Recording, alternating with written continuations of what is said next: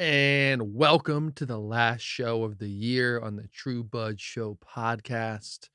We're going to start it off by sparking a joint and then popping a little champagne just to celebrate. It's been a crazy year. 2020 has been a ride, so this is for you too. Pop a little something on this new year coming up, smoke a little something, and enjoy yourselves. Pop.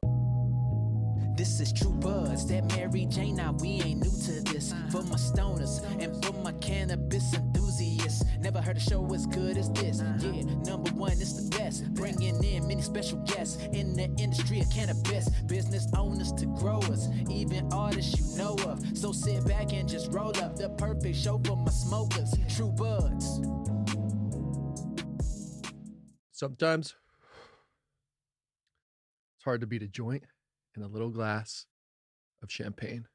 Cheers to all the true buds tuning in. It means a lot. I wish you a wonderful 2021. But we're going to talk more about the future later. Let's kind of take a look back. Because this year, pretty good, has been a ride. Today's podcast, we're going to kind of look at what happened in 2020 as a whole in the cannabis space, what we can look forward to. Then I'm going to dive into a couple articles that I find very interesting. We're going to go through those. Stay tuned till the end because I have a cool montage I've put together of the whole past year of podcasts, like 15-second clips of each one. So that's really fun.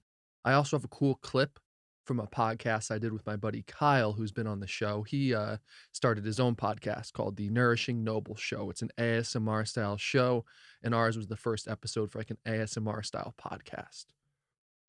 So let's look at this article from techcrunch.com just to get some numbers. I've talked about numbers in tons of other episodes, and I have a couple, reoccurring points that I've been saying since the beginning of this shit is, which we can see now, there's a whole progression, from the UN to the House to the NBA to just weed being more accepted this year. And I think the corona has a lot to do with that. And I've been saying it from the beginning. We're having problems with cash. We're sending out stimulus checks. We're sending out whatever, unemployment payments. Why not capitalize on the legal market and bring in that tax revenue? I don't know. I'm hoping it happens on that federal level, but still can't wrap my head around it fully. Anyway, legal cannabis sales reached nearly 20 billion this past year and are expected to top 40 billion annually in the next 4 years. As the industry continues to grow, companies are hiring to keep pace. Legal cannabis market supports 243,700 full-time American jobs, which is set to multiply by 250% between 2018 and 2028. Between 2018 and 2028, 250% increase in jobs. And we saw the increase in revenue there. That's insane. Cannabis can also strengthen the state's economics. Yep. I've been saying that. So I just wanted to put that up there real quick. I'll relight that here in a second. I just thought it was interesting. And with that, that's kind of been this past year and how it's accelerating the cannabis e-commerce. Looking forward, I actually haven't dove into this part on this article, but I did find another article of 3 states. This is on the fool.com, the Motley Fool. 3 states set to legalize in 2021. First, we're looking at New York. And New York was set to legalize in 2019. Then this year, COVID's happened and all this shit. And so 2021 is looking promising according to New York and Como. So we'll keep an eye out for that. I'm happy Jersey did. If you guys don't know, I'm from Jersey. I was born in Colorado, so love Colorado too, but spent a lot of time in New Jersey. So love it there. I'm happy to see things happening. Although, like I said in a video where I talked about this more in depth, is Jersey's a crazy, corrupt place, just as New York is. So there's going to be a lot of shit happening. I even saw an article headline I didn't read the other day talking about like that being a problem is from state to state. It allows for more bribes. It allows for other shit. But at the same time, the shit's going to happen even more on a federal level, more fucked up. So I won't dive into that. I didn't even read the article, just saw the headline. Next up, sticking with that Northeast vibe, we have Connecticut to potentially legalize in 2021. So we have New York, Connecticut, and then we are looking at, this seems a little crazy, And if this happens, that's dope. Virginia. Though it might sound like an off the wall possibility, Virginia looks to have a real shot to become the first southern state to give adult use weed the green light in 2021. Cheers to the South. Hopefully, Virginia can, bring things forward in the South.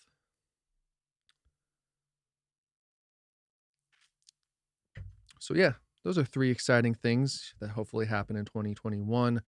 Or, let's see what happens with just this whole thing. It's not going to become, I'm so, the House passed it. I think everybody's in agreement from my research. The Senate's going to hold this shit up. We'll see what happens. It's just on the move, like I said from the get go. It's good to see this progression. And that's why I'm an optimist and see that COVID, probably had something to do with it and is driving cannabis to the forefront even more. So, which brings me to my next point here. I'm always about, you know, uh, finding like, not saying like weeds for everybody. I'm always about just like kind of trying to get the facts, um, trying to teach people stuff. I don't even know what I'm saying there, but I guess what I'm trying to get at is I want to be honest and open about everything with cannabis. Sure, it has so many great effects, but sure, for some people, it fucks them up.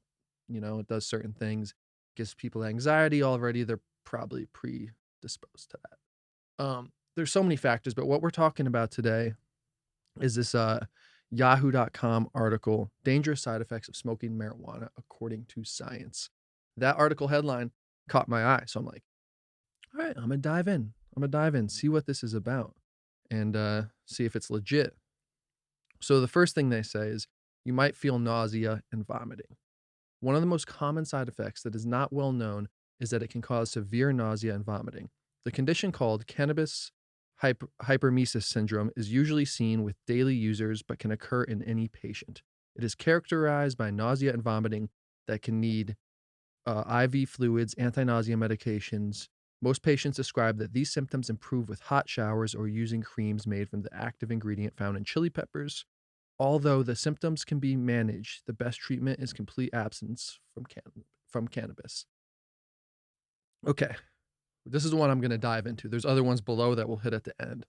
But this caught me because I've never heard of cannabis hyperemesis. I might be saying it right, hopefully. But I've never heard of this, so I started doing some research. But before I say that, the nausea and vomiting is interesting because cannabis is known to help alleviate this in many people. So that right there caught me. I'm like, okay. Like they said, it wasn't well known. So I'm here to raise awareness for this and see what you think because I've never met anybody that I'm friends with, and I'm a longtime smoker. I've been smoking for coming on 15 years straight, basically every day with the exception for a year. And within that time, and I've never experienced this feeling of nausea and vomiting. And I've had, I'd say, probably 50 to 70% of my closest friends are, everyday smokers who smoke a lot, and they haven't had this either. So I'm like diving into this. I'm like, is this thing true? What's going on here? So I clicked on some other articles to dig a little deeper here and kind of see what's going on. So this is an article from pubmed.ncbi.gov. So, there's more links in there, whatever. This is by a couple other people on there. I'll put the link for you though. So let's just talk about this. This ain't abstract, talking about their data that they found. So they trained research associates, administered the questionnaire to patients between the ages of 18 to 49 years old who reported smoking marijuana at least 20 days per month. The survey included questions related to CHS symptoms, nausea and vomiting, and Likert scale rankings on 11 symptoms, relief methods, including hot showers. Patients were classified as experiencing phenomenon consistent with CHS if they reported smoking marijuana at least 20 days per month and also rated hot showers 5 or more on the 10-point symptom relief method. Among 2,127 patients approached for participation, 155 met inclusion criteria is smoking 20 or more days per month. Among those surveyed, 32.9% met our criteria for having experienced CHS. If this is extractable for the general population, approximately 2.75 million Americans may suffer annually from a phenomenon similar to CHS. And as I read this, the second, third time here, I didn't notice that line at the end. Americans may suffer annually from a phenomenon similar to CHS. Similar. So it could be a lot of other things because right off the bat, I'm saying, are you serious? You're claiming that 32.9% of heavy smokers have this feeling, yet I've never met one that does in my whole life. I'm not saying that it's not a real thing because in my research, I found tons of people saying that they had this and they stopped smoking and it worked. And these people taking hot showers, like this shit is very real. I think that CHS is a real thing. I just don't think these numbers on this PubMed site are necessarily legit, or they might kind of misleading when it says a phenomenon similar. So that's interesting. Also, with this being said, with the the similarity thing, there's something called cyclic vomiting syndrome, CVS, which is characterized by episodes of severe vomiting that have no apparent cause. So a lot of these people could have had in this study other stuff. They could have different sicknesses. They could have cyclic vomiting syndrome. Now, something interesting though, too, with the cannabis hyperemesis syndrome is that just imagine though, like I see the other side too. I always like to play devil's advocate. I think those numbers are skewed personally. And please drop a comment. Let me know what you think below. Have you known anybody who's experienced this? Are you experiencing it? But what I was about to say is that just somebody like myself, let's just put me here. I can't talk for anybody else. So say I went to the doctor. Say I was getting, you know, sick all the time, which would suck. Vomiting, nausea, feeling like shit. These hot showers, these hot baths or whatever I realize are kind of helping me. They kind of narrow it down if the doctor knows about it, which like I said, I had no idea about this. I hope doctors know about it, but it's still so like misunderstood. So I'm nobody to give like a definitive answer on it. I'm just trying to raise awareness and talk about it. So if I went into the doctor and he's like, "This is you know, CHS," as I smoke a joint here, I would say in my head instantly, I'd be like, "No, it's not. Are you sitting here telling me that this weed that I've been smoking for 15 years is making me have nausea, making me vomit, when in fact it's done the exact opposite for me?" Like, I'm usually not a nauseous person or anything, but weed can help me if I'm drinking with a hangover and stuff like that. So instantly I'm being no. But, but, which I would think I'm right because there's not enough information about this to me to form like a hardcore opinion on it. Um, on both sides. So I'd be like, no. But that being said, I would get defensive. I would think it wasn't, but then it would be stuck in my head. I'd be like, is this motherfucker right? Do I really need to stop smoking? So I would. And if it stopped, if the nausea, if the vomiting stopped, then maybe he has a point. Her. Maybe she knows what was up. But I'm just saying like that devil's advocate side that I could see where somebody could actually um, have this issue, have this reaction to cannabis. We all have different biology. It could be stored different. It could affect the brain different. So let's say somebody legit has this who's been smoking for, you know, 15 years straight, like myself. And the doctor says this, I'm like, no, bro, there's probably something else. Let's do some more tests. And this is where I might go somewhere else or something. But I'm first of all, let me backstep here and say that I'm a very, very like holistic person. When I start feeling it a certain way, I'll, you know, just eat more fruits, eat more veggies, meditate more, focus more, even go get a massage sometimes, release all that tension and just let it be that way naturally. So that's how I am usually, but I'm just using myself for this example. And if this ever happened to me, oh shit, that would suck. And I'd be talking about it way more. But I guess it's just something interesting to me that this is like an issue that people have this, and that 32% just seems insane. To me, I would say it's probably like 1% of heavy smokers have this. Like I said, I've met none, and I've met a lot of heavy smokers, so I'm interested to hear more, keep up with this. This is like my first impression with this and my thoughts. I'm not saying it's not real. I think it's a very real thing, but it's just not enough information on it from what I've read. Like I said, I haven't done a huge deep dive, but there's so many other variables when it comes to this.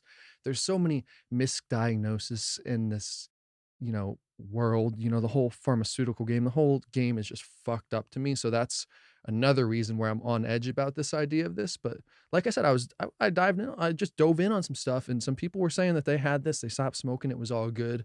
Because at first I was even more skeptical, pardon me. But then I started reading these, people saying certain things. I'm like, oh shit, this is actually seem like a legit thing. But those numbers on that, study right there, that's a government study, seem off to me. Now let us look back 2020 in the True Bud Show podcast for this fun montage I put together. I hope you enjoy it. Cheers to 2020 and cheers to the future. Yeah. So much. You always eat your weed when you get pulled over in a state where it's illegal. That's the law. But I think it's worth mentioning, it's a conversation that needs to be brought up in the cannabis space, is that it's not just about THC numbers. There's a whole cannabinoid profile in there that each plant has. By each plant, I mean each strain. All right, each strain has. And so what we've done is, because of our network and because of kind of like the initial members base, they're delicious, right? They're so good.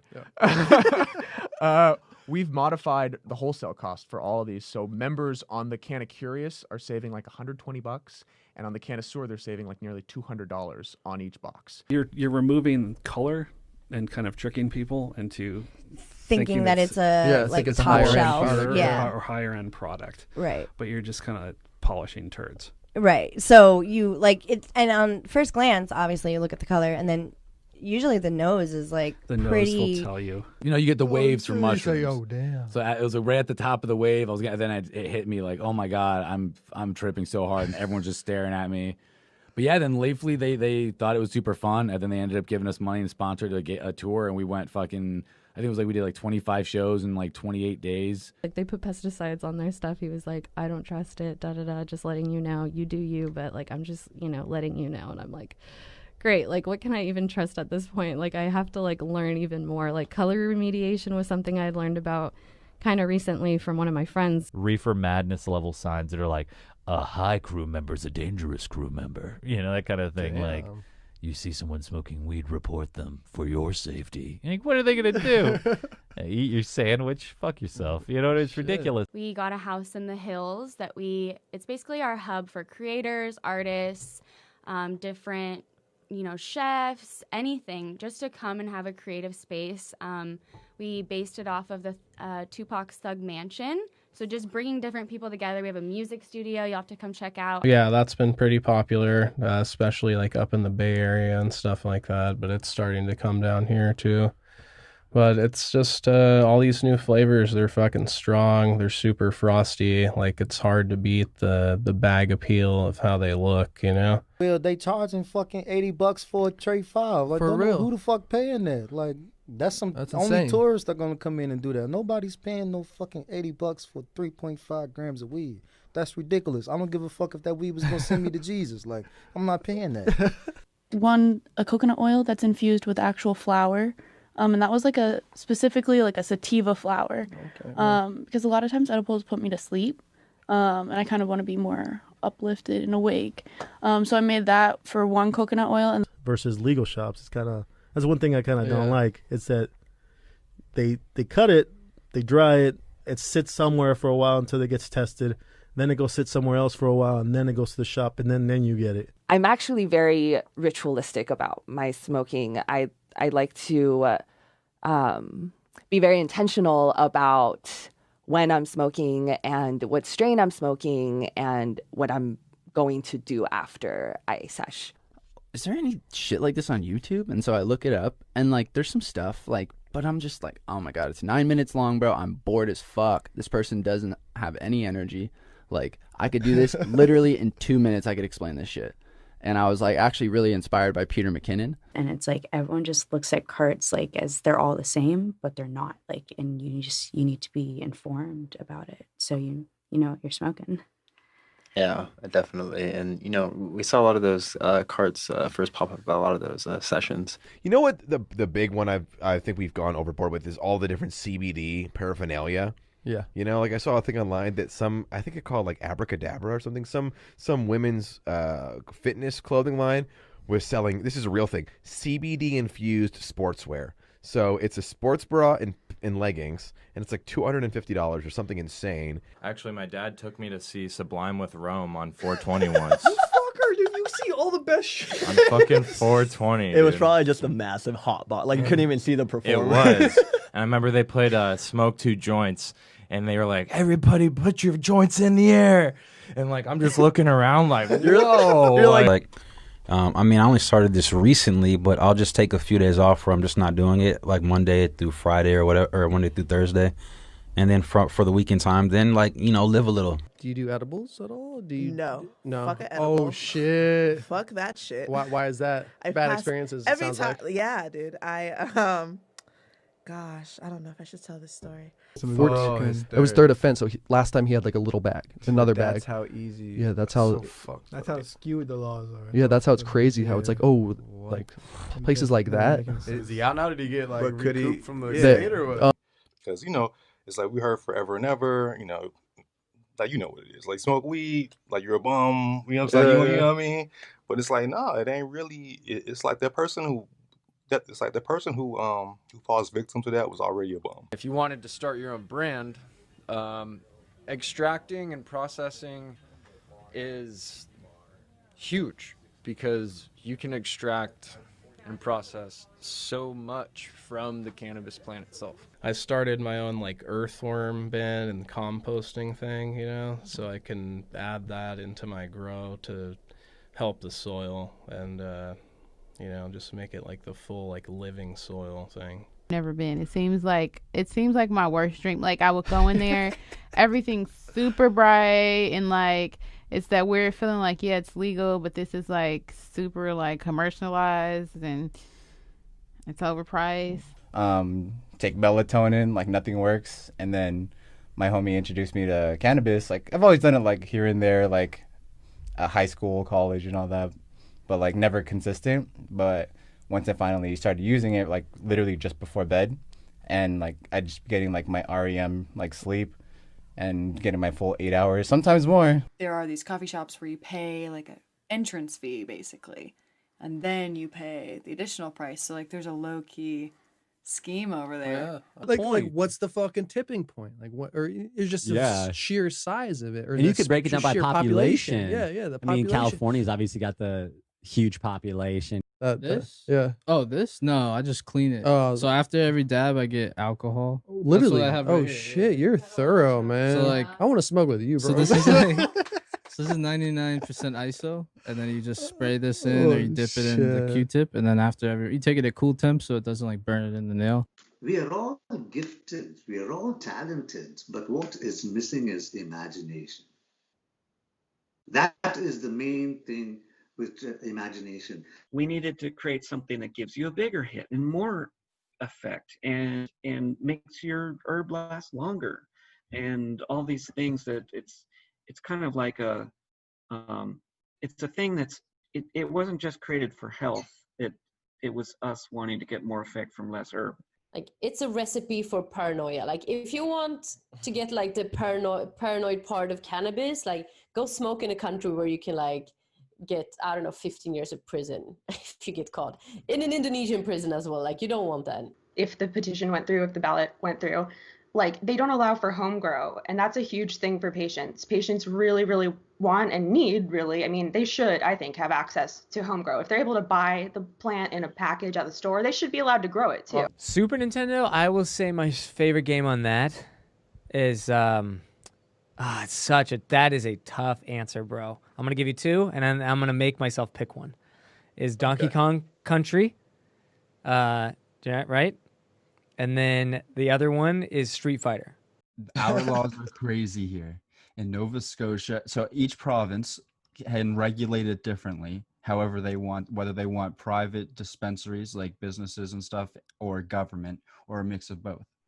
Here in Nova Scotia, we have government, and they're all in the liquor stores? When I smoke, it just makes it easier to like do more um, like consistent reps. Like I don't take as long of a break in between versus like if I don't smoke or was that we were screened at the, let me see if I get this right, the Colorado International Cannabis and Hemp Film Festival. Screened there and also won the Rising Star Award. So we're actually an award-winning short film. Well, that's all, folks. I hope you liked that. I hope you enjoyed the 2020 year with the True Buds show, True Buds TV, because I know I did. And I just want to say thank you to you, the viewer, the listener, the True Bud who is here all the time, you know, doing your thing, tuning in, and just being here. It means a lot. And what also means the world is these guests I've had on the show, great conversations. I've learned so much from everybody, and I feel like I'm getting like corny being so emotional about it, but it's been an awesome ride on this first year of podcast.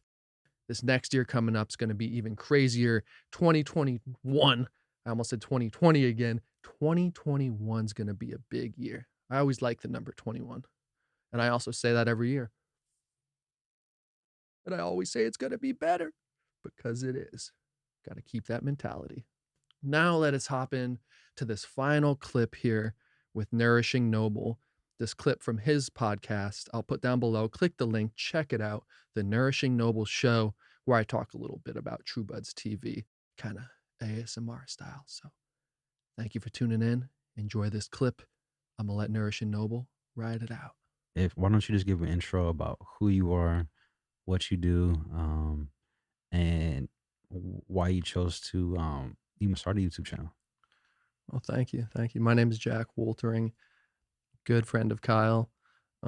Met Kyle back in the KU days, you know, some epic times back then. We were both going for film and acting.